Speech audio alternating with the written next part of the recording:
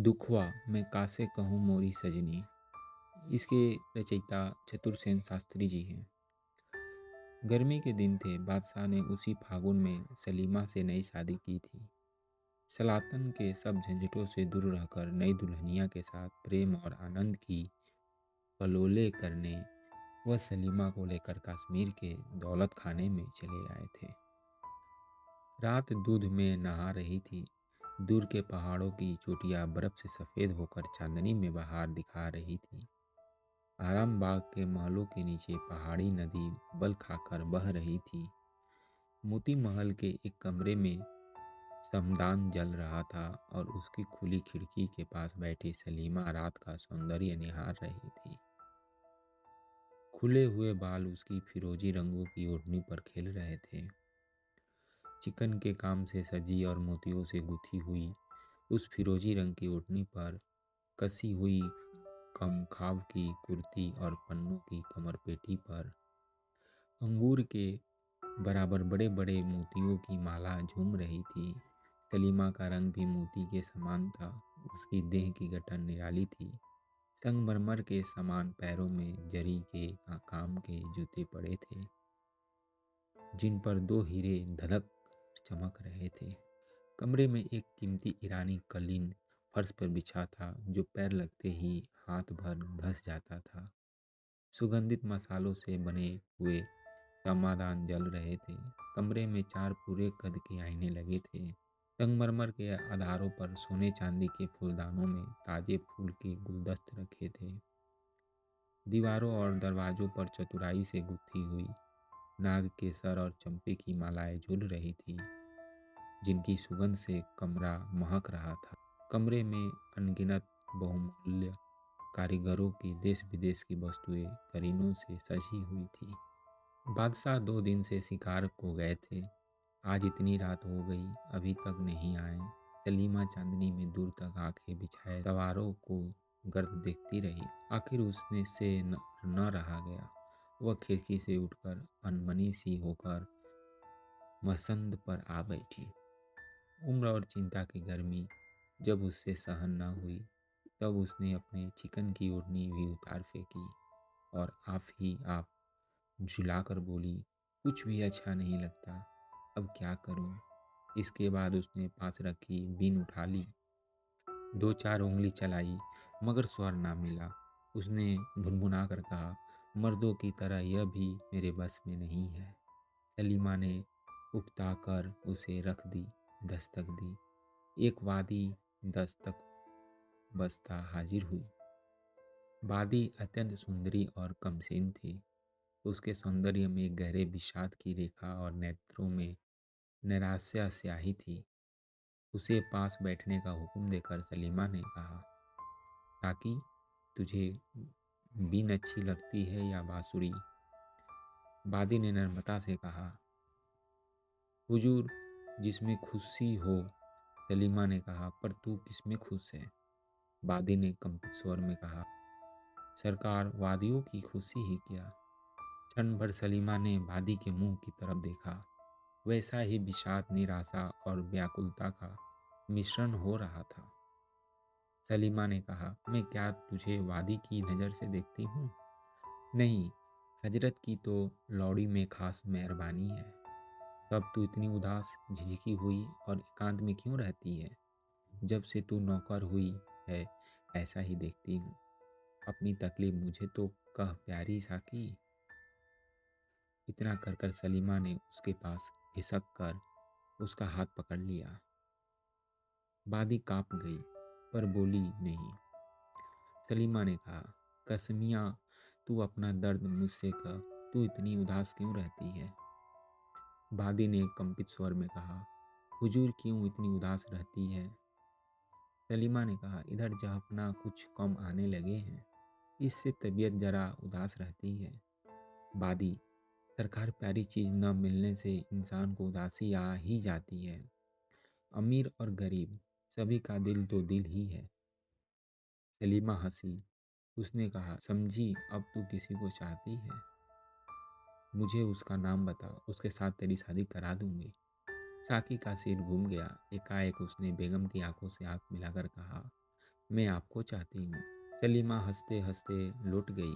उसे मदमाती हंसी के बेग में उसने बादी का कंपन नहीं देखा। बादी ने वंशी लेकर कहा, क्या सुनाऊं? बेगम ने कहा, ठहर, कमरा बहुत गर्म मालूम देता है। इससे तमाम दरवाजे और खिड़कियां खोल दे, चिरागों को बुझा दे, चटखनी चांदनी का लुत्फ उठने दे और फूल मलाए मेरे पास रख दे। बादी उठी। सलीमा बोली, सुन, पहले एक गिलास शरबत दे, बहुत प्यासी हूँ। बादी ने सोने के गिलास में खुशबूदार शरबत बेगम के सामने ला धरा। बेगम ने कहा, उफ, यह तो बहुत गर्म है, क्या इसमें गुलाब नहीं दिया? बादी ने नम्रता से कहा, दिया तो है सरकार। अच्छा, इसमें थोड़ा सा इस्तांबुल और मिला दे। साकी गिलास लेकर दूसरे कमरे में चली गई। इस्तांबुल मिलाया और भी एक चीज मिलाई। फिर क्या, सुवासित मंदिरा का पात्र बेगम के सामने ला धरा। एक ही सांस में उसे पीकर बेगम ने कहा, अच्छा अब सुना, तूने कहा कि मुझे प्यार करती है, सुना कोई प्यार का गाना सुना। इतना कह और गिलास को गलीचे पर लुढ़काकर मदमाती मसनद पर खुद लुढ़क गई और रस भरे नेत्रों से साकी की ओर देखने लगी। साकी ने वंशी का सुर मिलाकर गाना शुरू किया, दुखवा में कासे कहूँ मोरी सजनी। बहुत देर तक साकी की वंशी और कंठध्वनि कमरे में घूम घूम कर रोती रही। धीरे धीरे साकी खुद रोने लगी। सलीमा मदिरा और यौवन के नशे में होकर झूमने लगी। गीत खत्म करके साकी ने देखा सलीमा बेसुध पड़ी है। शराब की तेजी से उसके गाल एकदम सुर्ख हो गए हैं और तंबुल राग रंजित होठ रह रह कर फड़क रहे हैं। सांस की सुगंध से कमरा महक रहा है, जैसे मंद पवन से कोमल पति कांपने लगती है। उसी प्रकार सलीमा का वक्षस्थल धीरे धीरे कांप रहा है। रसवेद की बूंदें ललाट पर दीपक के उज्जवल प्रकाश में मोतियों की तरह चमक रही है। बंसी रहकर साकी क्षण भर बेगम के पास आकर खड़ी हुई। उसका शरीर कांपा, आंखें जलने लगी, कंठ सूख गया और घुटने के बल बैठकर बहुत धीरे धीरे अपने आंचल से बेगम के मुंह पर पसीना पोंछने लगी। इसके बाद उसने झुककर बेगम का मुंह चूम लिया। इसके बाद जो ही उसने अचानक आंखें उठाकर देखा, खुद दिन दुनिया के मालिक शाहजहां खड़े उसका यह करतूत अचरज और क्रोध से देख रहे हैं। साकी को सांप डस गया। वह हदबुद्धि की तरह बादशाह का मुंह ताकने लगी। बादशाह ने कहा, तू कौन है और यह क्या कर रही थी? साकी चुप खड़ी रही। बादशाह ने कहा, जवाब दे। साकी ने धीमे स्वर में कहा, जहाँपना कनीज, अगर कुछ जवाब ना दे तो? बादशाह सन्नाटे में आ गए। बादी की इतनी स्पर्धा? उन्होंने कहा, मेरी बात का जवाब नहीं। अच्छा, तुझे नंगी करके कोड़े लगवाए जाएंगे? साकी ने कंपित स्वर में कहा, मैं मर्द हूँ। बादशाह की आंखों में सरसों फूल उठी। उन्होंने अग्रिमय नेत्रों से सलीमा की ओर देखा और बेसुध पड़ी सो रही थी उसी तरह उसका भरा यौवन खुला पड़ा था। उसके मुंह से निकला, उफ, आहिसा, और तत्काल उनका हाथ तलवार की मुठ पर गया।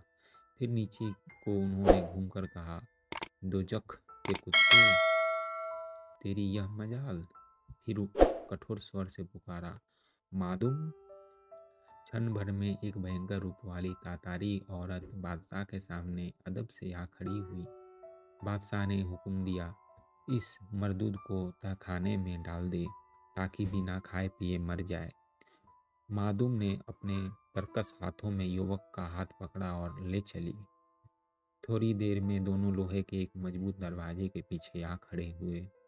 तातरी वांदी ने चाबी निकालकर दरवाजा खोला और कैदी को भीतर ढकेल दिया। कोठरी की गच कैदी का बोझा ऊपर पड़ते ही कांपती हुई नीचे को धसकने लगी। प्रभात हुआ। सलीमा की बेहोशी दूर हुई। चौंक कर उठ बैठी। बाल सवारे, ओढ़नी ठीक की और चोली के बटन कसने को आईने के सामने जा खड़ी हुई। खिड़कियां बंद थी। सलीमा ने पुकारा, साकी, प्यारी साकी। बड़ी गर्मी है, जरा खिड़की तो खोल दे। निगोड़े नींद ने तो आज गजब ढा दिया। शराब कुछ तेज थी। किसी ने सलीमा की बात ना सुनी। सलीमा ने जरा जोर से पुकारा, काकी। जवाब ना पाकर सलीमा हैरान हुई। वह खुद खिड़कियां खोलने लगी, मगर खिड़कियों के बाहर से बंद थी।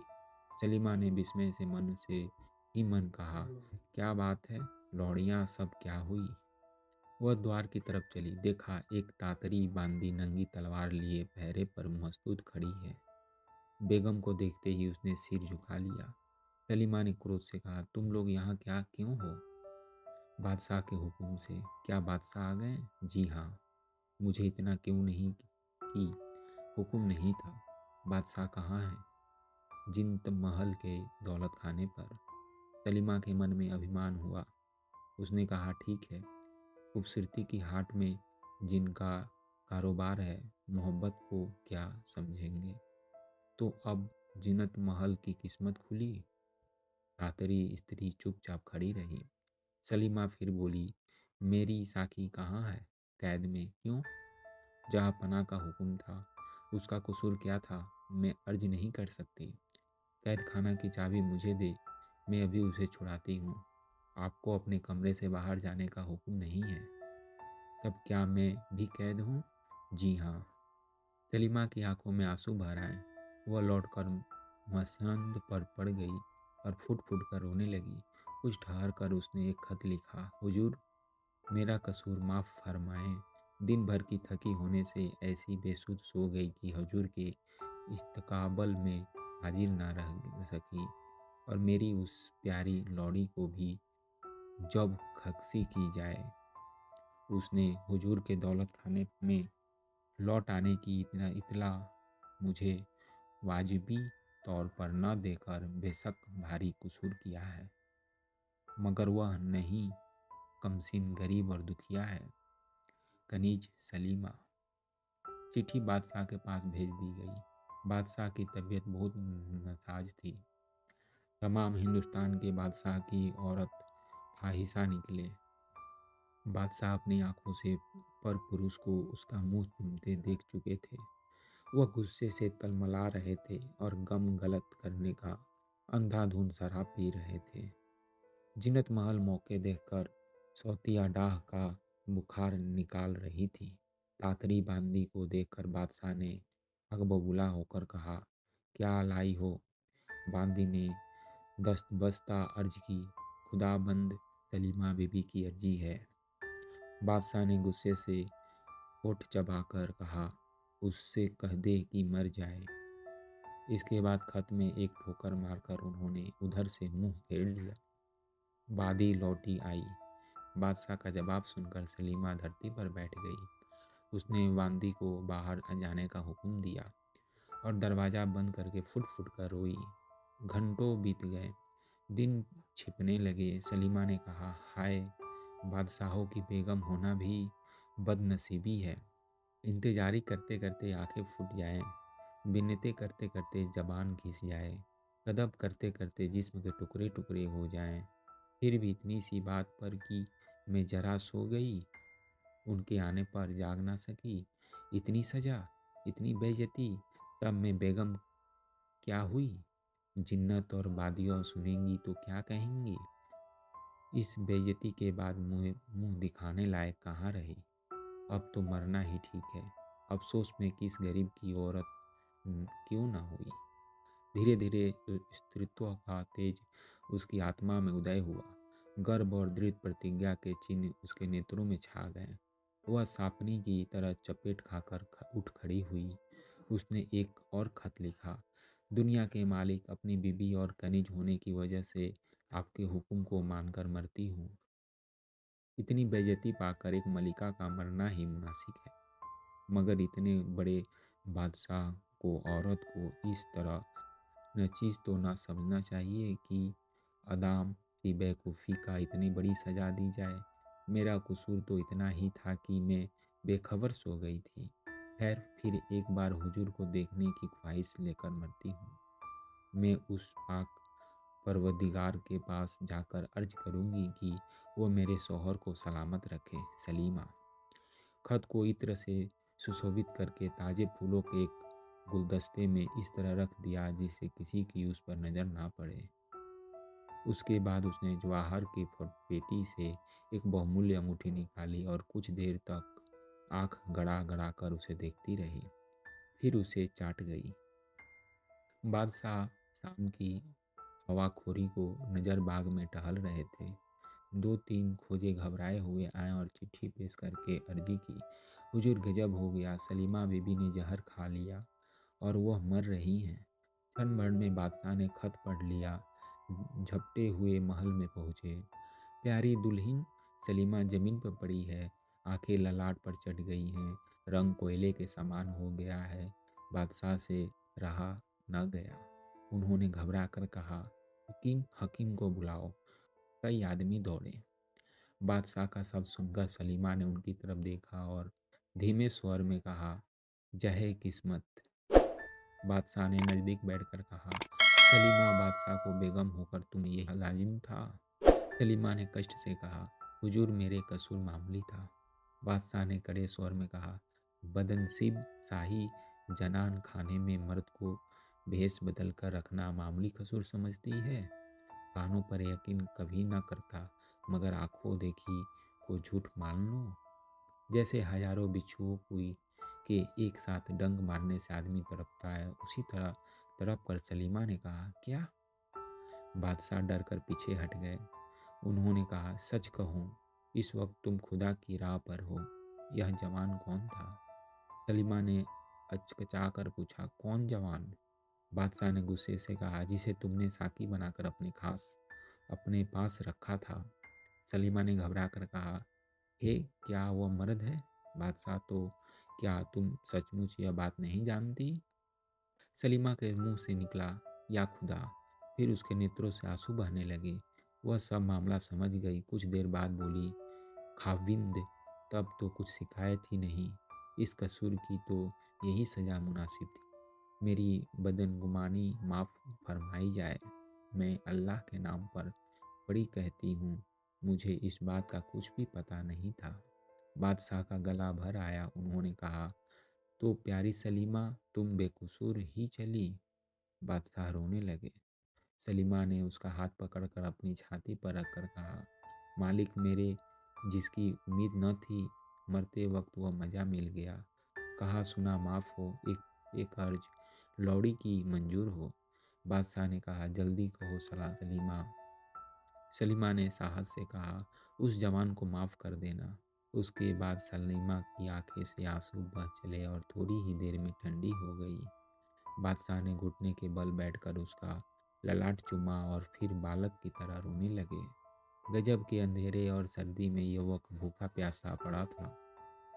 एकाएक घोर चित्कार करके किवाड़ खुले। प्रकाश के साथ ही एक गंभीर सप्ताह खाने में भर गया। बदनसीब नौजवान, क्या होश हवास में है? युवक ने तीव्र स्वर से पूछा, कौन? जवाब मिला, बादशाह। युवक ने कुछ भी अदब किए बिना कहा, यह जगह बादशाहों के लायक नहीं है। क्यों तशरीफ लाए हैं?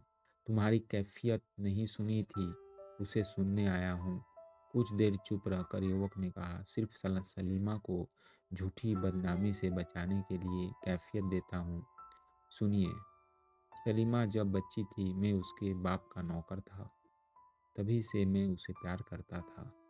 सलीमा भी प्यार करती थी, पर वह बचपन का प्यार था। उम्र होने पर सलीमा पर्दे में रहने लगी और फिर वह शहंशाह की बेगम हुई। मगर मैं उसे भूल ना सका। 5 साल तक पागल की तरह भटकता रहा। अंत में भेष बदलकर बांदी की नौकरी कर ली। सिर्फ उसे देखते रहने और खिदमत करके दिन गुजार देने का इरादा था। उस दिन उज्जवल चांदनी, सुगंधित पुष्प राशि, शराब की उत्तेजना और एकांत ने मुझे बेबस कर दिया। उसके बाद मैंने आंचल से उसके मुंह का पसीना पोंछा और मुंह चूम लिया। मैं इतना ही खतवार हूँ। सलीमा इससे बाबत कुछ भी नहीं जानती।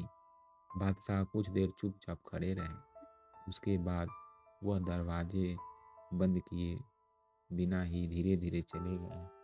सलीमा की मृत्यु को 10 दिन बीत गए। बादशाह सलीमा के कमरे में ही दिन रात रहते हैं। सामने नदी के उस पार पेड़ों के झुरमुट में सलीमा की सफ़ेद कब्र बनी है। जिस खिड़की के पास सलीमा बैठी उसी दिन रात को बादशाह की प्रतीक्षा कर रही थी, उसी खिड़की में उसी चौकी पर बैठे हुए बादशाह उसी तरह सलीमा की कब्र दिन रात देखा करते हैं। किसी को पास आने का हुक्म नहीं।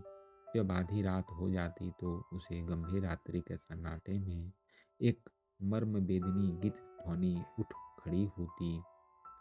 बादशाह साफ साफ सुनते हैं, कोई करुण कोमल स्वर में गा रहा है, दुखवा में कासे कहूँ मोरी सजनी,